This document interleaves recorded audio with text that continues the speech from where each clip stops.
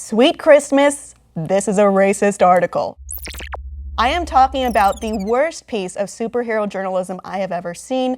I don't know if I can categorize it as superhero or journalism because there's very scant amounts of correctly doing either in this article.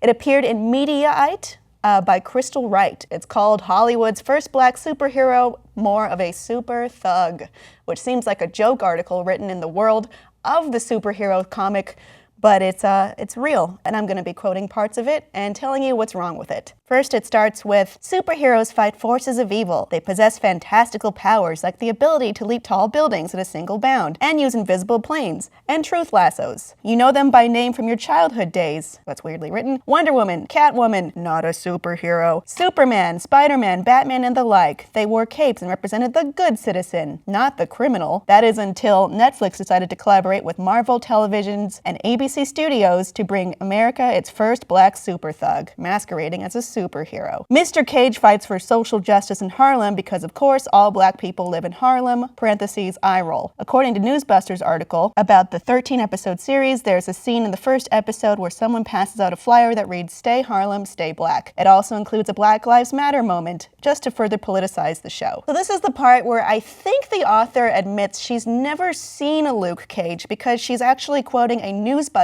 article, Newsbusters being a troll conservative site masquerading as journalism, about this instead of actually watching it. It also categorizes the flyers as being emblematic of whatever Luke Cage is doing when they are actually being passed out by Black Mariah's thugs. She is a phony politician, a faux populist who is very corrupt and one of the main villains of the show. Also, Power Man, as he is also known as, has been in Harlem for over 40 years as part of the Luke Cage comics. All people who wear hoodies are not criminals. It's a symbolic thing, Coulter said, of having Cage wear a hoodie. A hoodie is symbolic, all right. It's the fashion choice for criminals and now black superheroes who use them to hide their face from being identified by witnesses, police, or surveillance cameras when committing a crime. Hoodies are also the costume of choice for anyone who's trying to avoid getting rained on or might be cold. This is a really weird thing to pick up on and call. I mean, yes, obviously he's wearing a hoodie to reflect political events that have happened. This is directly invoking Trayvon Martin, which, by the way, is badly miscategorized and explained poorly in this article about what happened and why it happened. A little bit of George Zimmerman pats on the back, which is really disgusting in this article. Making Marvel's first black superhero into even more of a stereotype, Luke Cage's skin has become so hardened from doing time in the pen, where there's mass incarceration of black men, that his skin is impenetrable by bullets, which do go through his clothing. So Luke Cage's skin is hardened due to some experiments that happened to him. Also, he went to prison because he was innocent of a crime. He was framed, and also he was a cop at the beginning of this. So I don't know, because it kind of seems like this would be feeding into the rhetoric you would like, except for the fact that he's black. Wonder Woman had bulletproof bling. Luke Cage has bulletproof black skin. But this is also a metaphor for the isolated cases of unarmed young black males killed by police officers. I wonder if hooded crusader Luke Cage will serve and protect blacks in Harlem harmed by other blacks. Literally, the first person he beats up is black. All three villains of the show are black. See, this is another hint that you have not watched the show at all or even Googled it once.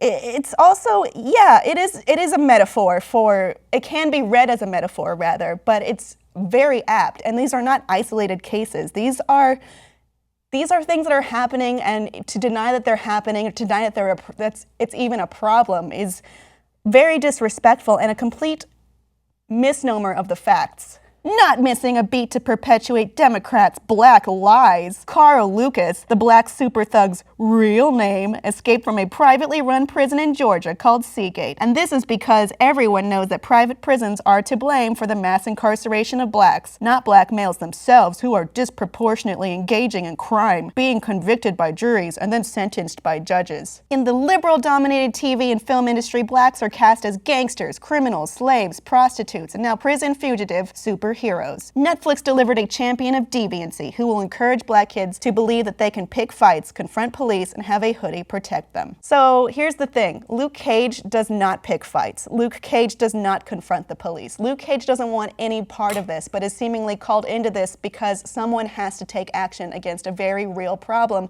and he's the only one equipped to do it.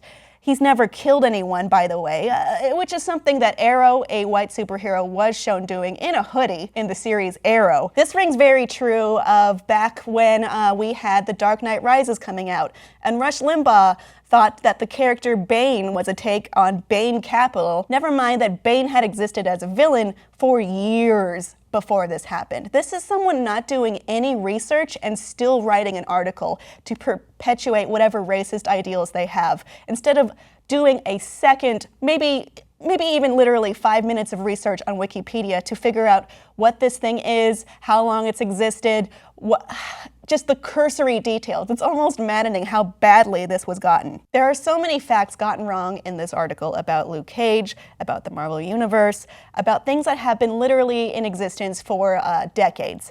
There's also the idea that this is Hollywood's first black superhero. He isn't. There's also Storm, Hancock, War Machine, Falcon, Blade, Spawn, Nick Fury, Steel, Black Panther, Cyborg. Do your research. When I looked up who Crystal Wright is, I linked to her other articles in this article, including Standing by Her Cheating Man, Hillary is the last person to attack Trump on women, and LeBron James, Mary J. Blige tell blacks to remain slaves to Hillary and vote their color, not their conscience. At the bottom of the article, it says Crystal Wright is the author of the newly released book Con Job, How Democrats Gave Us Crime, Sanctuary series, Abortion Profiteering, and Racial Division. By day, Crystal is a communications consultant and editor and publisher of the blog Conservative Black Chick. You can follow Crystal Wright at GOP Black Chick on Twitter, and our email address for sending complaints is moderator@mediaite.com. That's moderator at mediaite.com. If you wanted to maybe follow up on this article that was poorly researched and clearly just a mouthpiece.